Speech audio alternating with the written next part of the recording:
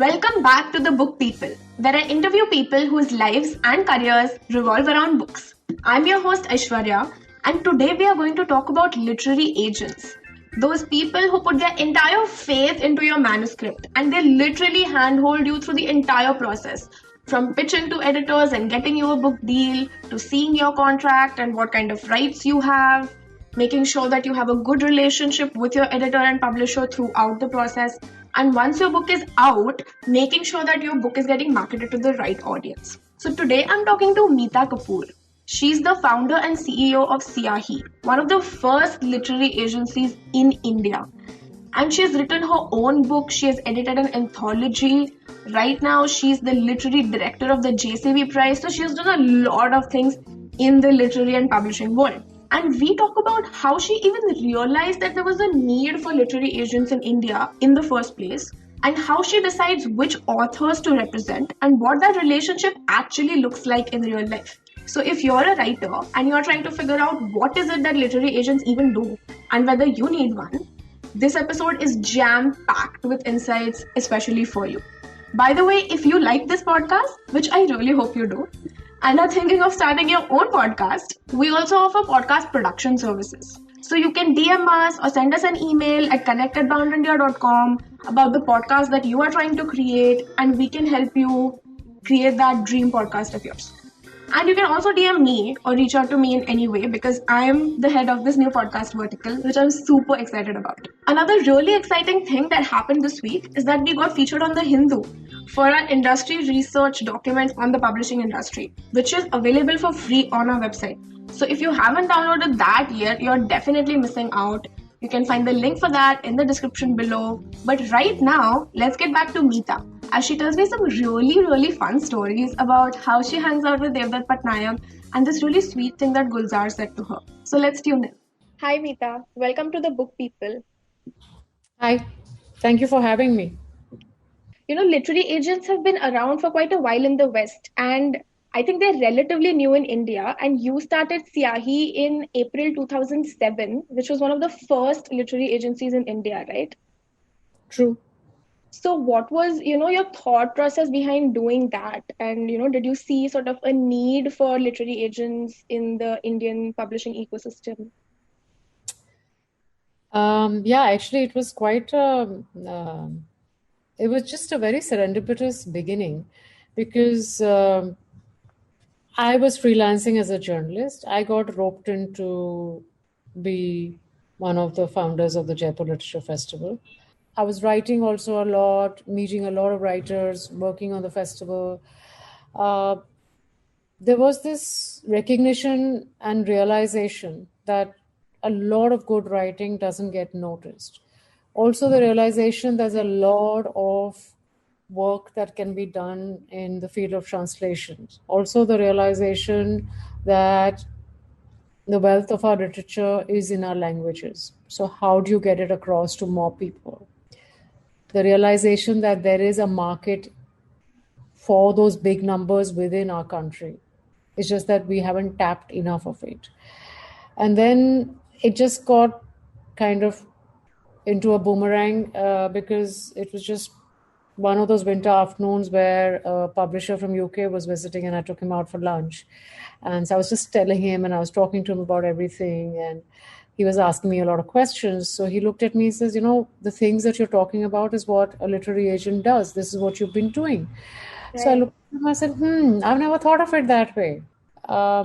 It was around March when it just struck me that, listen, why don't we open a literary agency in India? Why is it that it's a culture that's only flourishing in the West, that a lot of people need help here? So with all these things in mind, then I started talking to people in the industry. I spoke to Namita Gokhale, I spoke to a couple of other colleagues, and they all kind of backed me. Tons of gratitude for the kind of support I got. And by then, even the publishers and all were very familiar. So it was a very good starting point. So we began Siyahi with just 2 authors. Remain my 2 favorite authors still. And within a month, we had done a 2-book deal for one of them, sold a poetry book for the other one. This is in spite of the fact that people kept telling me, don't take on a poet because poetry doesn't sell. So in the first year, I didn't even have enough authors that I could publish a catalog, frankly speaking. And there was no chance of going with that cachet to Frankfurt at that point. But still, we kept bumbling along, we kept growing organically. Then I sat with a friend of mine from Bombay, and we kept looking for names. And can you believe it? One of the places I hate the most, we were sitting in a Pizza Hut in Jaipur, and the name Syahi. And then it was like, okay, this is it. We've got our name. In a month, we had a website going, and we were off. But that's so interesting, right? Because I think it's one of those things of if you notice a gap or if you identify a problem and you're thinking about, oh, these are the things that this industry needs, or these are the kind of books that need to be out there, then why not fill that gap yourself, right? Because you have the connections, you have the know-how. So why not? So I won't say I was most of having the know-how, frankly speaking, because I didn't have a background in publishing. I did not know how to read contracts. Right. Yeah. So this was all self-education and a lot of sweat and tears, because when I used to see a contract, I used to start just crying, and I was like, I don't want to deal with this. But now it's like a breeze, But again, a lot of people came forward and helped with the legalese, helped with understanding, conceptualizing. So it's always been teamwork. But actually, that's a great segue, because my next question was going to be, what exactly does a literary agent do?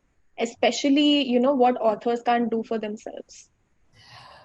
So again, I'll break it down very simply. For us, it's a journey that begins with receiving a submission, us giving feedback.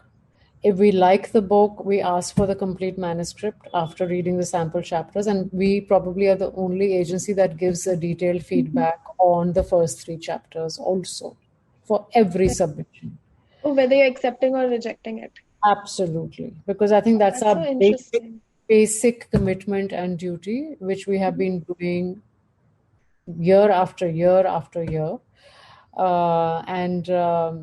If the author's keen and kind of wants to work with us, and we see potential in the final manuscript, that's when we sign you on with a proper Syahi author's contract, where I've made it very author friendly. And then we go ahead and work on the pitch. We once we are really confident that yes, the manuscript is at a level that I will see 100% success, and we go ahead, pitch the book out. You network, you liaise, you talk to publishers about everything, which whoever the editor is that you send the book to, and do our follow-ups and get the contract done, get a good deal going. Then obviously you work on the thing that your author has to have a good relationship with her editor. That's very encouraged. A good relationship with sales and marketing, that's also encouraged by us a lot. So we are working at every step, right down to, okay, now the book is about to come out, let's talk about marketing. What kind of social media? We also push out a lot of social media for our authors. Right. We also work again, if that book is translatable, then we obviously push it out for Indian language translations. We also work internationally, so in Europe and in the world English markets. And each book has to be treated according to the genre it's written in, or the writing is, or what the content is, and then you work on it. So every book is a new, I hate using words like a project, but it's a new baby for us. But not differently in terms of transparency, not differently in terms of keeping the author looped in for every decision, not differently from paying attention to each and every author. That remains a commitment from our side. So that work carries on right down to monitoring royalty statements, sales statements, renewing of contracts, falana, dhimka, and also working on merchandising rights, also working on audiovisual adaptation rights. So screen adaptation is something that we are really actively involved with. Yeah. So it's just a spin-off, Once you sign a book on, you see what the potential is and you spin off from there. Right. That's a And great one. you're with your authors through everything. Whether there's a wedding in their family, whether there's somebody who's ill, as like right now we are facing, Yeah. or whether they are just annoyed with their kids or whatever. I'm there. Yeah. I was actually going to ask you about audio visual rights. For example, I interviewed Meghna Pant and she was talking about how some authors are now trying to retain their audio rights, right? Because usually when you sign a contract, the publisher gets audio rights for your book or the publisher gets screen rights. But then, as an agent, like, is that something that you try? Because if an author has their own audio rights or screen rights, then they can pitch those rights directly, right? If it becomes an audiobook, if it gets adapted to the screen, then they get more out of it, right? So is that something that you're seeing a lot of as well? Yeah, we are working very actively in that field. In fact, some of our authors are also writing web series and features apart from their books. So we are also trying to encourage that as well. And in that case, do you represent them still? Like as a writer of web series, do you still become the agent representing them in those cases? Yeah, absolutely. That's very interesting because I think people think of literary agents only as book related, right? Like someone who will represent you when it comes to books, but nothing else. Whereas No, now stories we are have become so broad. yeah, no, we are separating. Even now, we are trying to separate audio rights as well. And in fact, we are also working in the field of podcasts. Oh, We are just how getting it. interesting. We are getting into that as well separately. So podcasts have been, I won't say really exploding in the West, but they've been there for a while. Yeah. And not exploding in the sense of some of the podcasts are making a lot of money, but some of them are still finding their feet. In India, obviously, podcasts have been around and are just about to take off. So we are just kind of about to get into a contract for one of my authors with a podcast company.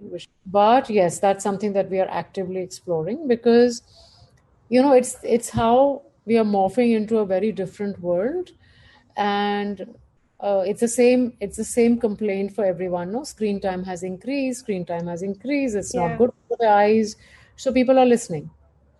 Yeah. So audiobooks are also getting sold more. Yeah. No, this is something that we have noticed as well, which is why the moment you said podcast, I immediately perked up because I was like, yes. Because we are also sort of working a lot towards podcast, and I am as well, because like I'm sort of the new podcast person. So I got very interested, and it's actually really fascinating because I agree with you. Like, we're also seeing this trend of, earlier, I think those definitions of like a book versus a film versus another form of content were very like uh, rigid. And now we're sort of getting into the space of we're seeing how any story or any form of content can be done in so many different forms, and why not do them in multiple forms and stick to like, I am a writer, I write books versus I'm a screenwriter, I write screenplays. Like, so many authors are on Wattpad, they're getting their Yeah, work published there and they're doing great, so why not? And exactly. other platforms like that, so Yeah, why not? And it's okay to explore different medium. And I think storytelling, we are an oral civilization ourselves, yes. so you see the linkage. Like, I'd love to see my mother sitting across of me right now and telling me how she escaped from Manila when the Japs attacked during the Second World War all over again, because that's what I heard growing up. But I also want to know, how many submissions do you receive from writers in a week or in a month? And how do you decide uh, what If you is wanted figures, you should have asked me to do my homework. I haven't. I'm so ballpark? I'm so bad with numbers, but we get, in fact, our submissions have kind of gone up about 8 to 10 times since last year, Oh, because people are sitting at home and writing comes as a relief, as a refuge, yeah. as a channel of using your energies. also, why not experiment? So there's lots of people out there who are writing, and more power to them. So yes, our submissions have gone up, and I do have a window on CIE's website that says that fiction can come in only between the 10th and 15th of every month. My God, and 10th and 15th of every month is like my fingers are flying on my keyboard, because I have a rule at CIE that every email has to be answered within 24 hours. So, yeah. And I'm like, Those are your hectic days. they are hectic, because you just want to assure those people who are submitting, they're anxious. It's their creativity you're dealing with. You have to respect that. Like my kids tease me, Mom, your routine hasn't changed, pandemic or no pandemic. You still walk from your room to your office every day and sit and work. I said, yeah, well, I am blessed, and I'm so grateful that, there's the same routine continues, except that my team is working from home, which is the most difficult part. So, but I won't ask you about numbers, but when you do receive submissions, sort of what is, the process? Like, who reads the submission first? How do you make a decision about whether to represent this author or not? Like, how do you recognize whether a manuscript or a pitch has potential? Okay, I would really love it if people wrote proper cover notes, because that is like, the image. Somebody writes a proper cover note and it just arrests me straight away. Not decrying the value of the attachment that they have sent me of their sample chapters. So we ask for a synopsis and 3 sample chapters and a brief profile of the author. So that's how I read. And I do have a team of readers, very active, and we read. We are about 2 or 3 people reading each submission at the same time, so that we kind of get together and discuss it, talk about it, figure out the feedback, so that every book, every sample chapter submission gets enough attention from us. And then also I recognize the strength of every person in my team. So I know somebody who works better with nonfiction, vis-a-vis this other girl who will read fantasy better, vis-a-vis another person who will read business or self-help books better. So that's how then it's further bifurcated. But we do take 12 to 14 weeks to come back, because if every submission has to be read, then we need time. And you can't just hop from one sample chapter to another, because you need to also have the admin part taken care of. It's the same team cloning themselves for everything, right? It's not that I have a large corporation kind of thing where things are very fancy and get divided into different departments, etc. We are all doing things. Small team. Yeah. So but it's fun. It's fun. And one thing to look forward to is our team video calls every second day. Yeah, no, definitely, because we're also a small team. So I feel like those video calls are such an important part now of remote working, because you just need to see people's faces, like even the people you work with. There's just something very energizing about that. Yeah.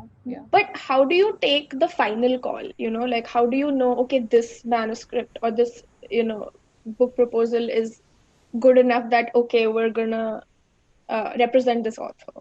I'm going to start with a very cliched phrase that I really do have to love the writing. It has to really excite you.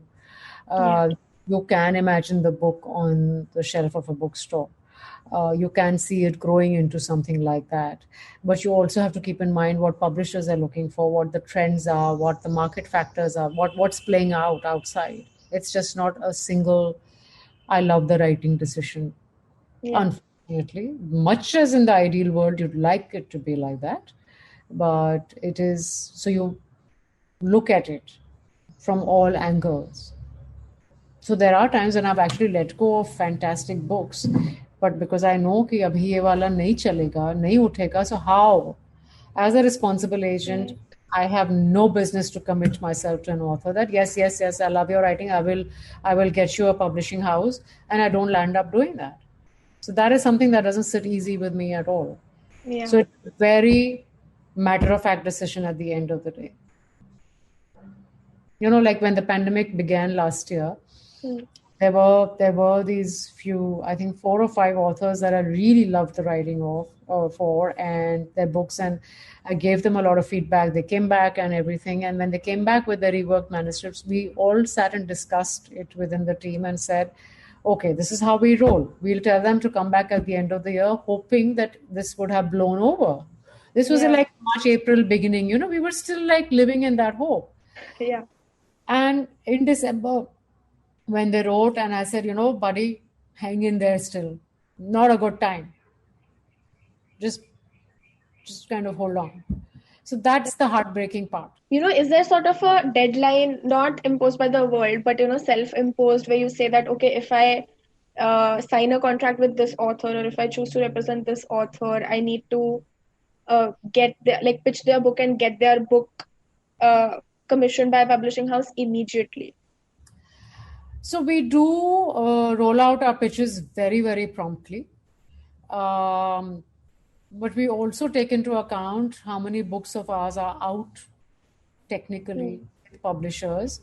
Yeah. And if it's a similar genre, especially, we'll hold on to the newer book and say, okay, and we tell the author very transparently that, you know what, right now, I'm going to do this maybe by next month or in the next 2 weeks or something. So we keep them informed. Right.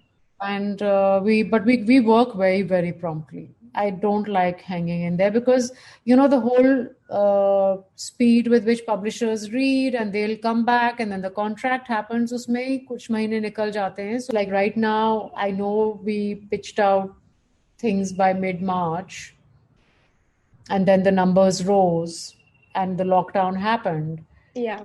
So I've kind of told those authors that, it's been pitched, but I really need more time because everyone's working from home. Everybody's looking after their own families. It's not a good time to be insensitive enough to remind them, Bhaiya, meri kitab padhi kya? Yeah. Abhi, I'm not doing that. And they're all being very understanding about it. The thing is, because I've communicated this to them, that I need to give people time. Yeah. I think that transparency really helps, right? Because you're sort of keeping them in the loop throughout. So it's not that they're not hearing anything for a few months and then they're like, what is happening? I try and get back to them very quickly, or sometimes even they're anxious enough and they come and question me before I can get back to them. Yeah. So that's fine, absolutely fine. But I use that with my team and I tell them, this shouldn't have happened. I have so many questions, by the way, about like how literary agencies function, because that was genuinely something that I was considering doing as a career. And like, I really want to know, so if you represent an author, right, and you sign a contract with them, is that contract only for that book? So are you only committing to representing them for a book, or is it that in the future, if they write more books, you will by default represent them? Okay, so we work very flexibly. It depends on what the author wants. So if the author wants that, we'll just do one overarching contract, I'm fine with that. If they say, no, we want to do it only for this book, I'm fine with that too. Or if there's an author who has multiple books and she or he says that, okay, just keep adding all my books to this one document only instead of multiple contracts. We do that mostly because that's the most convenient, because it reduces logistical work on both sides, right? Yeah. So, but we roll the way, because I think every person is different. Every person's sensibilities are different. So it's fine. You've got to respect that and you work accordingly. So say, you have a particular book and then you have to approach publishers. So do you sort of then think about, okay, which publishers does this book work best for? Like, Obviously, a book. Yeah. You only pitch to those specific people, like publishers, but also like specific editors saying, hey, you might like this specific book, rather than generally sending it out. No. You have to know which editors looking at what genre, what is their beat, what is it that they are, they are focused on professionally. And every editor has their own list that they have to build up. So you reach out to a specific editor in a specific publishing house. So it's always an appropriate list based on the book. I just find agenting very fascinating. And in that way, do you also feel like it's a little bit like commissioning? Because you are doing the part of it where you're finding new talent and you're discovering new talent and you're saying that, oh, you know what, these stories will work really well. And then you are also doing that next step where you're finding sort of the right editor or the right publisher for it. But you do realize that we also work with publishers like that. Like I know all the publishers know that if they have a book idea, they know they can come to Syahi and say, okay, can we find someone? And we've actually worked on books like that, where we've started from scratch, not just with the sample chapters being submitted to us. So we work both ways. Similarly, even for screen adaptation, there are times when people have approached us that, hey, we have this, can you find us somebody who'll write this kind of... So then you work from scratch where you find a writer who can write that story. Yeah. So and develop and work on the development, whether it's for a book or for screen or for anything else. Right. Yeah. So and what does it... per se, so we also represent a lot of international writers and sell their books back into the Indian subcontinent. So we do that. We've also work in the Asian market specifically for certain, like the Enola Holmes series. I represent them for the South Asian market. Oh, that's so interesting. Yeah, so that work is on. So it's a lot of permutations, combinations which can take off. You just have to kind of open up.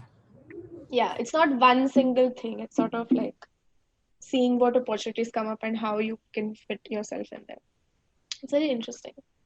But so if, since you're doing all of these different things and you're doing sort of reading the submissions, you're pitching, you're doing rights, contracts, all of it, what does a day in your life look like? A work day. Oh God, I'm going to bore people to sleep right now, I think. My day is you get up, you exercise, go down, say hi to the family for like a couple of minutes, come right at your laptop, start with my breakfast is on my laptop, and then I'm in my world. I do not step out of my office till evening. So all the meetings, all the phone calls, etc. It's just, so it's like Monday to Saturday, it's the same routine. And around, let's say, post lunch is when I kind of, all the activity starts petering off and I get into my reading mode. So it's quieter. Everything's been like, if I hadn't been speaking to you right now, I would have been completely inside some manuscript, inside some other world. Yeah. But I also realized that you work from Jaipur, right? So you're not based in Delhi, which in itself is so surprising and refreshing and different from, because I feel like everything to do with publishing is all in Delhi, right? But Delhi is just like an arm away, right? So before 2020, it was like you are on your way to Delhi or almost 2 or 3 times a month. Yeah. Okay. That's true. So I was interning at Simon & Schuster Canada. And there, as an editorial intern, you sort of get all these submissions from, editors get submissions from literary agents, right? Where they would specifically say, hey, you will love this book for XYZ reasons. And then I would sort of get to read those submissions and give my opinion on, oh, will this work? Will this not work with the editor? But at least over there, a big part of being an editor or being an agent was also having these like lunches with authors on company time, because it's sort of just interaction, right? But it's sort of building that relationship with authors. Meet your authors, definitely. For a lunch or maybe a quick coffee or a drink or whatever. I should have mentioned that. Yeah, that's like kind of regular stuff. Yeah. It's fun. Yeah. I remember when I was writing my first book, I used to irritate my editors so much. Saying what?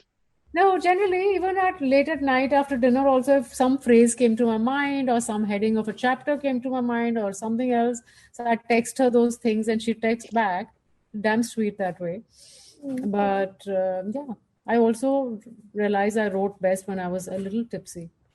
So I used to be at my fertile best, and we still laugh about it. I've tried it, but it doesn't work for me as a writer. Because I have heard writers say this. But that's very interesting because I wanted to ask about your experience as a writer. What has that been like, with publishing, with everything, the entire process? As a writer, what has your experience been like? And how does that sort of inform how you are as a literary agent? Or does it in any way Oh, influence it it? does. It does. You know what? It really makes you patient and disciplined and accepting of both sides of the process. So you understand the writer's psyche Hmm. and the creative process, and you also understand the limitations of a publisher. So as an agent, it's actually helped me walk that balanced line really well. And but the flip side is that I have let go of the discipline of getting into writing mode. After my second book, I haven't gone back to it, Yeah, but I plan to very soon. that's great. That's good to hear. And it also requires focus, now, which I think right now is a little difficult, at least for me. I'm finding it difficult to focus where I'm not thinking about other things, but I'm able to concentrate on something enough to write it. Because as a But writer, I I'm find drinking again. I'm going to be able to write again. it that's the technique. If it works, it works. Yeah, whatever works for you as a writer, right? I mean, everyone has their own rituals. I also find it best to like I have the most focus or creativity or whatever you want to call it, like super late at night or super early in the morning when everything is really quiet and no one can disturb you, everyone is asleep. So that is sort of what my ritual is when it comes to writing. But talking about literary agenting, I think one question that I have and I feel like everyone has is just like, how do literary agents make money?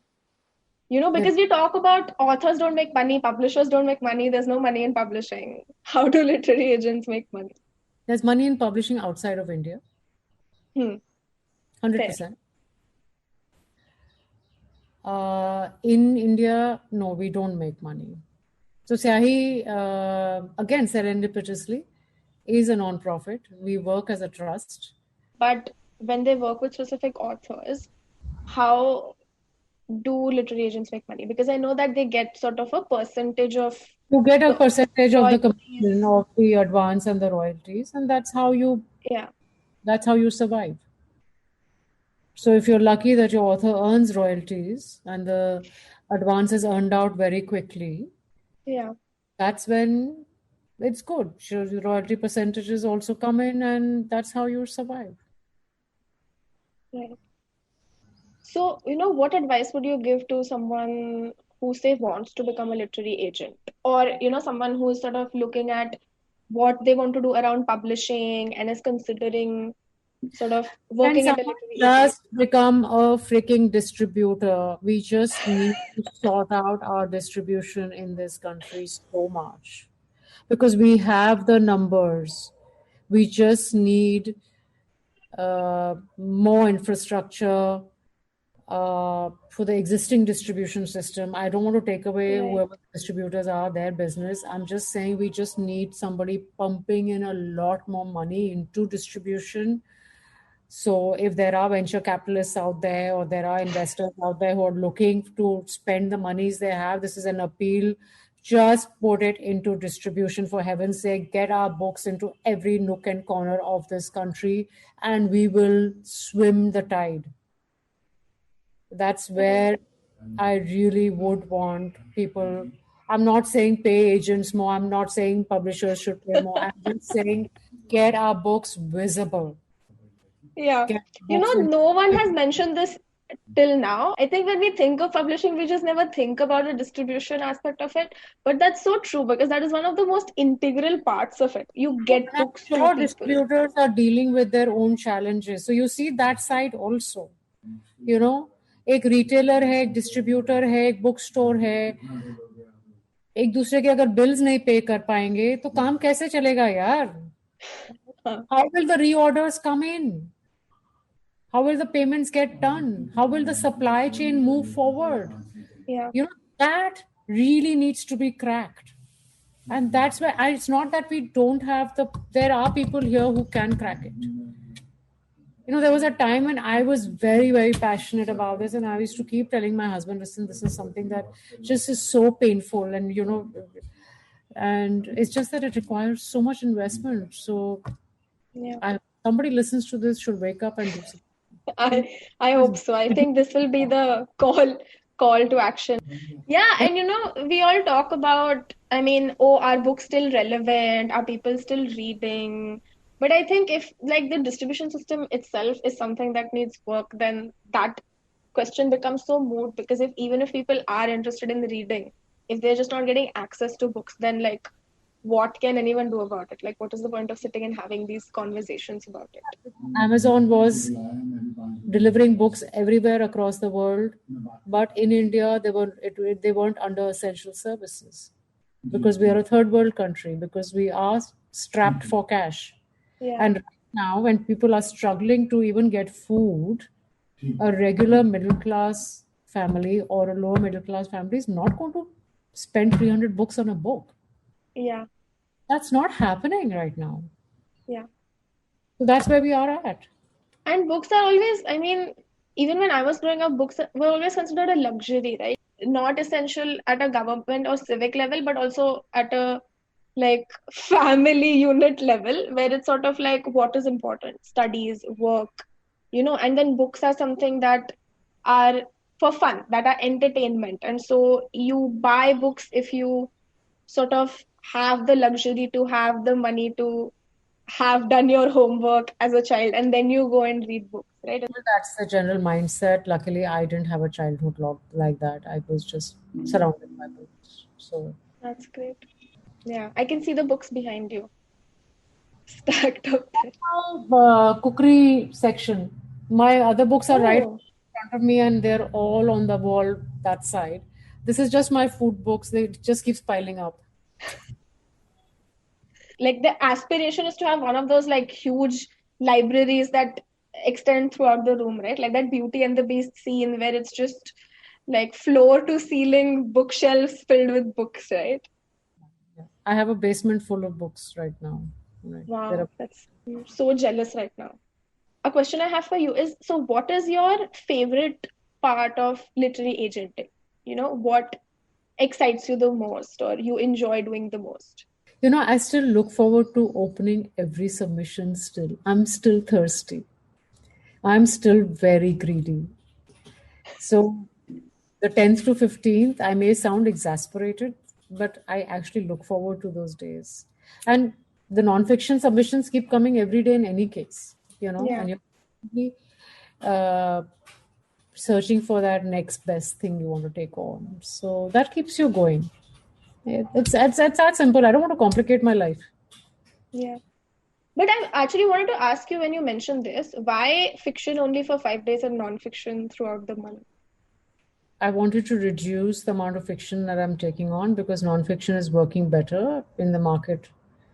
And this we put into action just a couple of years back. Till then, there was no such window on CIE's website. I will never count the number of submissions that come to me. It's just that what I want to read, right? So it's only what is humanly possible for you to not spread yourself too thin, but give submission proper attention. What do you like to read as a, not as a literary agent, but just as a reader or as a person? So when I'm in a mood to just kind of indulge myself and, break away from anything and everything, I go in for food narratives. So I'll pick up one of Ruth's books, or I don't know, I just ordered a couple of food books. I'm actually reading something that's very interesting right now. called Nosedive, field guide into the Oh, world what of. it smells. Oh, Read a lot of contemporary Indian literature also because I do need to keep abreast with what's happening. yeah. So also, so many of the authors are friends. So, नई किताब आती, so you're very curious. And even if Yeah. I'm presenting them, but I mean, so many people and they're precious to you. So you pick up their books and you read them. So, yeah. But I read a lot of nonfiction as well. You've also, worked with some really big authors. You've worked with like Devdutt Patnaik, Arunava Sinha, Ashok Ferry, like Gulzar. So what has that experience been like? And, do you have any sort of fun stories or anecdotes for me and for our listeners? Well, it's been a joyride to work with all of them. Each one of them has a different sensibility. Um, they've all become good friends, and some people, they're all people that I respect tremendously, not just for the work they're doing, but as human beings. Yeah. That's where I form my connection. I miss those days when I used to fly to Bombay, and I'd probably sometimes go straight from the airport to Devdutt's house, and he's got a beautiful flat, and we would sit in his balcony and have makhan wala toast and chai. Like, I just wanted this with him, and we'd sit and talk, and he'd just about anything and everything. And even Gulzar Saab, I remember sitting in his office, which is in his home, and I have yet to come across someone like him. I'm just. I spoke to him a couple of months back, and he said, "I can, मुझे क्या आपकी मुस्कान सुनाई दे गई." I said, "Yeah, you just kind of." I was So, so memories like this, and there's so many. There are memories with each one of them, big or small. It's not about. It's just about how nice each one of my authors has been with me. Even the newer yeah. ones, so affectionate, and they're so.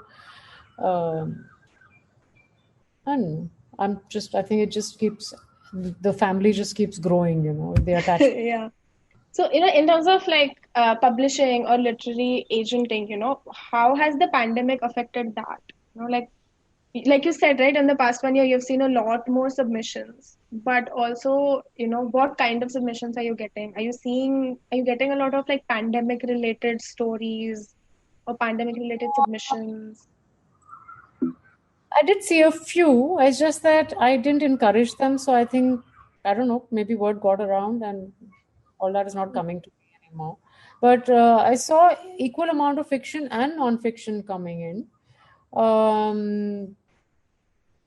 In fact, we signed on many more authors last year than we've done ever before. Like, because I have this tremendous rejection rate. Yeah, I read somewhere that you only accept 3 to 4 manuscripts in a month, Not even that. in a year. Yeah. I used to be that particular, but last year I don't know. I just found some very fresh energy, and we took on a lot more authors. Where do you see the industry headed, like this year or for the next 5 years with everything that's happening? What do you think? Next 5 years का तो पता नहीं है. I'm just hoping that the markets will open up in July and book sales will be back on, because right now it's like virtually at a standstill. Yeah. Though books are being published, those that have been contracted for are being this thing, but they're all working at half capacity. So if, let's say, a publisher had about 10 books to get out in a month, he's probably just taking out 3 or 4 or 5, not more. And what about you? What do you see, in the future for you or for Siyahi? I know, again, it's like the next 5 year question, which you're like, I don't know what is happening in the world. I want to live in the moment, frankly. So I don't know. I just hope that CIE will keep growing organically, like we are growing organically. But my bottom line will always be that we've got to be there for our authors. That cannot change even after 5 years. So that remains constant. And hopefully we'll get good books coming by. We're working a lot in the internet sector, in the OTT sector. Let's see. We hope to see success there. I think it's okay. I think it's if there is any time to not have a plan, this is the time to not have a plan, because that somebody asked me this 5 years back also, I would have said the same. Nahi malum. Let's see where it takes you. As long as you're floating by, you're managing to survive, you're managing your, managing to stay afloat. That's good. Yeah. No, I think if that way is working for you, then why not? Okay, I have a couple of rapid fire questions for you. Mm-hmm. The first one is, what is a publishing myth that you would like to bust? That you can make a living out of your writing. Any funny incidents that you have come across as a literary agent where people don't know what a literary agent is or does? Shit tons of them. People still don't know. One piece of advice for writers who are trying to get their work published. Please read and do your research. It's very important to broaden your horizons, to enter into different worlds of different books, to find your voice, to fire your imagination, and also be refreshingly honest, right from your heart, for God's sake, right from the pit of your stomach. No, I completely agree. And really thank you for this advice, because I think for a lot of writers listening to this will be sort of heartening in some way, where it's like, oh, there's hope and there's potential and I will get published someday. You have to have fun doing what you're doing. Even if you've just done 500 words, please don't beat yourself up for it. It's fine. Yeah. Definitely. Especially now, right? Like during the pandemic and with everything that's happening. It's okay if you're not able to write. Or it's difficult to focus right now. And it's okay. It's fine. You're human. Yeah. There are writers who write back to me saying, oh, we're working on the feedback. How much time do I have? I'm like, take your time. It's fine. So they get kind of thrown off with that. कोई चाबी वाला खिलौना थोड़ी है कि bind करके ऐसे थोड़ी होता है. So yeah. Very true. Okay. Well, thank you, Meeta, so much for coming on to the Book People and for talking to me about so many different things about literary agencies. I had so many questions and for answering all of them. It was really, really good talking to you. Good talking to you too. So that was Meeta Kapoor talking about how, as an agent, it's important to be a part of every aspect of your writer's life, whether it's related to books or not. And it's great that she's able to give writers some kind of feedback, even if it's a rejection. Because as a writer, I feel like that's something I really appreciate, which is figuring out how I can improve or how I can make my writing better, right? And I also love that she doesn't like to make plans, because I feel like that's how I am a little bit as well. So this series is brought to you by Bound, a company that helps you tell your stories. You can find us at Bound India on all our social platforms. And if you want to take a look at Meeta Kapoor's bookshelf that I refer to in the episode, then you should check out the video version of this series on our YouTube channel. And podcasting is honestly the next big thing that's happening here in India and all around the world. So if you want to start your podcast, DM us or email us at connect@boundindia.com about the podcast that you're trying to create. And if you want to know more about literary agents and the publishing world, then download our free industry research document. Again, the link for that is in the description below. Thanks for tuning into the Book People. I'm Aishwarya, and I'll be back next week with another guest and a new question to answer. Until then, keep reading.